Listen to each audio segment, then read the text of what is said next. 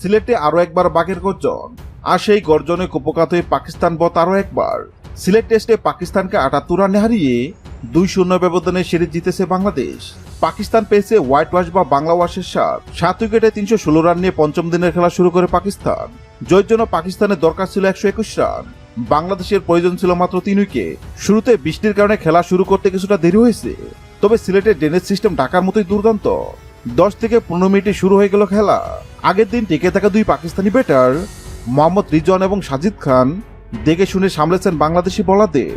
অযথা ঝুঁকি নিয়ে তেরে ফুরে মারতে যাননি, রান বের করেছেন কৌশলী ব্যাটিংয়ে। নাইট রানার শরীর ত্যাগ করা কিছু বাউন্সও ভালোভাবে সামলেছেন রিজওয়ান সাজিদরা। উইকেটের সুযোগ ২-১টি বের হলেও তা লুপে নিতে পারেনি বাংলাদেশ। সেঞ্চুরি প্রতি সুর ছিলেন রিজওয়ান, সাজিদও ভালোই সঙ্গ দিচ্ছেন তাকে। তবে সাজিদকে ফিরে দুজনের জুটি ভেঙেছেন তাইজুল ইসলাম। ৩৬ বলে ২৮ রান করে সাজিদকে বিদায় করেন তাইজুল ইসলাম, তুলে নেন ফাইবার। স্লিপে দারুণ এক ক্যাচ নিয়েছেন নাজমুল হোসেন শান্ত। পরের ওভারে সেঞ্চুরির কাছাকাছি থাকা মোহাম্মদ রিজওয়ানকে ফিরিয়ে দেন শরীফুল ইসলাম। সেখানে যেন ম্যাচটা জিতে যায় বাংলাদেশ। উল্লাসে ফেটে পড়ে গোটা দল। ঠিক তার পরের ওভারে খুররামকে ফেরান তাইজুল ইসলাম। ৩৭৮ রানে ১০ উইকেট হারিয়ে ফেলে পাকিস্তান। বাংলাদেশ তুলে নেয় ৭৮ রানে দারুণ জয়। বাংলাদেশের তাইজুল ইসলাম ৬টি উইকেট শিকার করেন। ২টি উইকেট নেন নাইট রানা, ১টি করে উইকেট তুলে নেন শরীফুল ইসলাম, মেহেদী হাসান মিরাজ। হ্যাঁ দর্শক, যদি ভিডিওটি ভালো লাগে লাইক দিবেন এবং সাবস্ক্রাইব আমাদের চ্যানেলের সঙ্গে থাকবেন।